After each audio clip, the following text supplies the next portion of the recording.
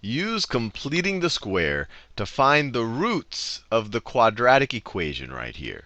Now, when anyone talks about roots, this just means find the x's where y is equal to 0. That's what a root is. A root is an x value that will make this quadratic function equal 0, that will make y equal 0. So to find the x's, let's just make y equal 0 and then solve for x. So we get 0 is equal to 4x squared plus 40x plus 280. Now, a first step that we might want to do, just because it looks like all four of these are divisible, or all three of these terms are divisible by 4, is just divide both sides of this equation by 4. That'll make our math a little bit simpler. So let's just divide everything by 4 here. If we just divide everything by 4, we get 0 is equal to x squared plus 10x. This is 10x plus 10x plus 280 divided by 4 is 70, plus 70. Now, they say use completing the square. And actually, let me write that 70 a little bit further out. And you'll see why I did that in a second. So let me just write a plus 70 over here. Just have kind of an awkward space here. And you'll see what I'm about to do with this space that has everything to do with completing the square. So they say use completing the square, which means turn this, if you can, into a perfect square. Turn at least part of this expression into a perfect square. And then we can use that to actually solve for x. So how do we turn this into a perfect square? Well, we have a 10x here. And we know that we can turn this into a perfect square trinomial if we take half of the 10, which is 5, and then we square that. So half of 10 is 5. You square it, you add a 25. Now, you can't just willy-nilly add a 25 to one side of the equation without doing something to the other, or without just subtracting the 25 right here, right? Think about it. I have not changed the equation. I have added 25 and I have subtracted 25. So I've added nothing to the right-hand side. I could add a billion and subtract a billion and not change the equation. So I have not changed the equation at all right here. But what I have done is I've made it possible to express these three terms as a perfect square.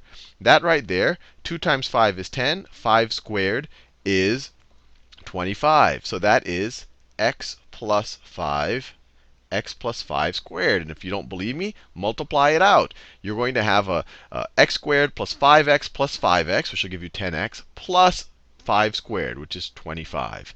So those first three terms become that. And then the second three terms, or sorry, the second two terms right there, you just add them. Let's see, negative 25 plus 70. Let's see, negative 20 plus 70 would be positive 50, and then you have another 5, so it's plus 45. Plus 45. So this we've just algebraically manipulated this equation, and we get 0 is equal to x plus 5 squared plus 45. Now, we could have, from the beginning, if we wanted, we could have tried to factor it. But what we're going to do here, this will always work. Even if you have crazy decimal numbers here, you can solve for x using the method we're doing here, completing the square.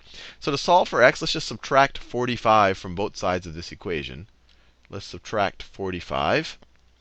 And so the left-hand side of this equation becomes negative 45, negative 45. And the right-hand side will be just the x plus 5 squared. These guys right here cancel out. Now, normally if I look at something like this, I'll say, OK, let's just take the square root of both sides of this equation. And so you might be tempted to take the square root of both sides of this equation. But immediately when you do that, you'll notice something strange. We're trying to take the square root of a negative number. And if we're dealing with real numbers, which is everything we've dealt with so far, you can't take a square root of a negative number. There is no real number that if you square it will give you a negative number. So it is not possible. I don't care what you make x. It is not possible to add x to 5 and square it and get a negative number. So there is no x. There is no x that can satisfy, if we assume that x is a real number, that can satisfy this equation. Because I don't care what x you put here, what real x you put here, you add 5 to it to square it, there's no way you're going to get a negative number.